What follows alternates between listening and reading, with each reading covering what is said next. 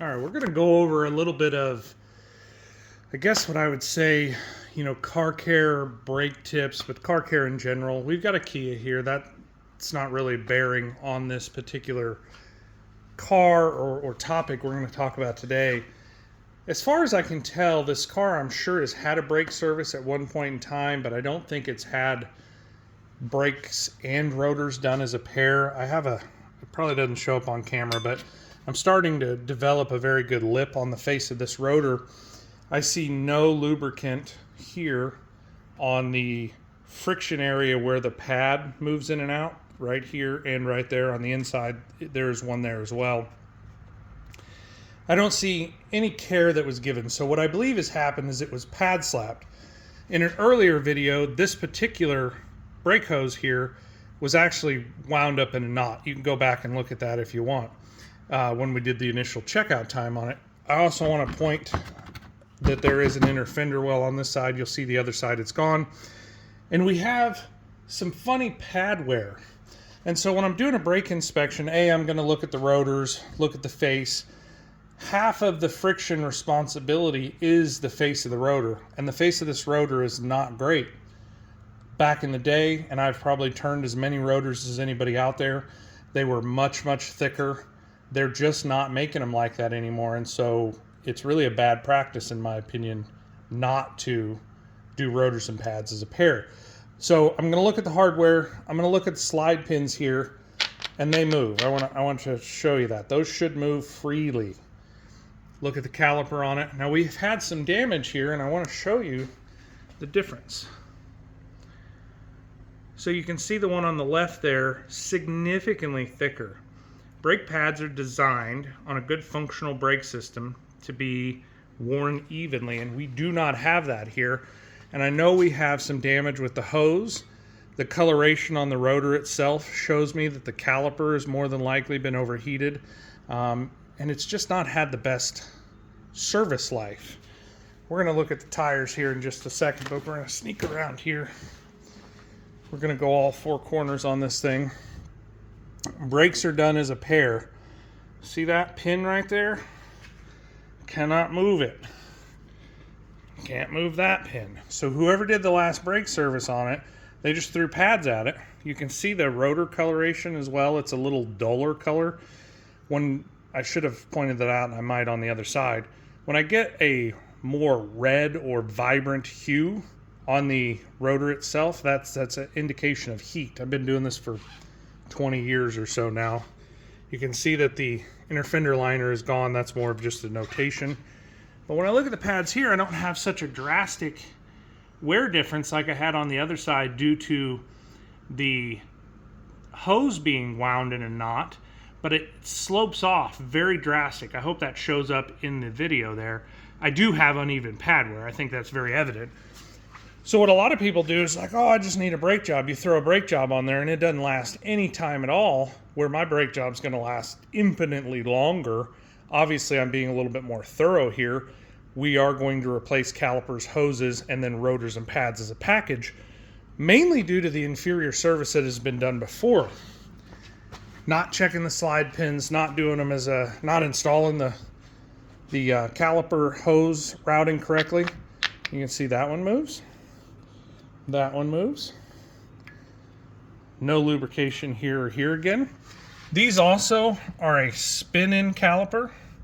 So you actually have to apply force in and rotate the caliper. Some of them are clockwise, some are counterclockwise. You can see all my calipers are suspended with a hook. They're not hanging from the hose. But I have a significant wear difference here. So this one, just in case anybody's curious, you can tell that is the outboard pad due to the kind of wear design. It's also a factory Hyundai Kia pad. That is the inboard pad. So what I think honestly was happening here is due to some of the lack of lubrication, cleanliness, friction, etc.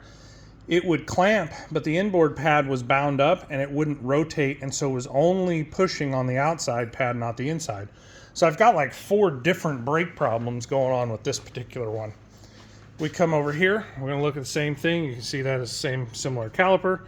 That rust, indicativeness of, lack of lubrication, lack of cleanliness. Now it will develop some of that over time, but you can tell that these have just been pad slapped time and time again. This one's probably my best functioning set of brakes on this vehicle. So the other part of this is as these wear, the caliper is the lowest part of the braking system. So all the trash that's in the fluid, everything that contaminates the fluid inside of the hoses, inside the steel lines, etc., collects down in the caliper. And when I purge the caliper out as I rotate that together, you see a tremendous amount of trash come out of that system. So this particular car, typically, depending on driving habits, should get, I would say, easily 30 to 60,000 miles out of a brake job. Now, if you're an aggressive driver, I've had drivers that they don't get, 10, 20,000 miles out of a brake job. But with the inferior work that had been done previously, that's why we're having issues. Oh, I didn't check these slide pins, did I, on video? That one moves a little bit. That one moves like it should. So, still had an issue back here, even though this was my best wearing. Oh, I can rotate it just a little bit, but still no in and out. So what this car is going to get, obviously rotors and pads in the rear. We're going to get new caliper mounting brackets and calipers in the rear due to age. Anywhere from 80 to 100,000 miles is normal service on a caliper. Now, if you have somebody that cares for it and does your brake jobs correctly with a fluid exchange, I'm not a flush wizard. I don't believe in that on everything out there, but a brake fluid exchange will drastically extend the life of your calipers. I've been doing this a long, long time. The last thing before I end this video, I wanted to go back. That red coloration on the rotor, that's a much brighter red. And so that tells me caliper's been very hot. Rotor's been very hot. The byproduct, or basically byproduct's not the right word, but the chemical change or thermal change, if you will, from friction is heat. And so that's a very important thing to pay attention to when you're looking at brakes, the health of the calipers or hydraulic components. Obviously, this one was tied in a knot. They had that rolled wrong or incorrectly, and that's what caused the problems, at least for this wheel. But I want to look at the tires real quick. So we obviously have a new tire. These tires are all in order of where I took it off the vehicle. The wear bars is something that is designed into tires. So once that portion is even with the tread, that is the time that tires should be replaced. I don't know that, I can somewhat find it on there, but we are way past that. You can see cords. I mean, this tire was literally going to explode and was extremely unsafe. Typically, I like to go with my supplier, but being they had one new tire on there, Walmart was a little bit difficult to deal with. I'm not a big fan of Walmart tires. I understand the price point is better, but I thought this was funny. So this tire came off the right front or passenger side of the vehicle. When I look at it here, hopefully that comes through, the rotation is actually backwards.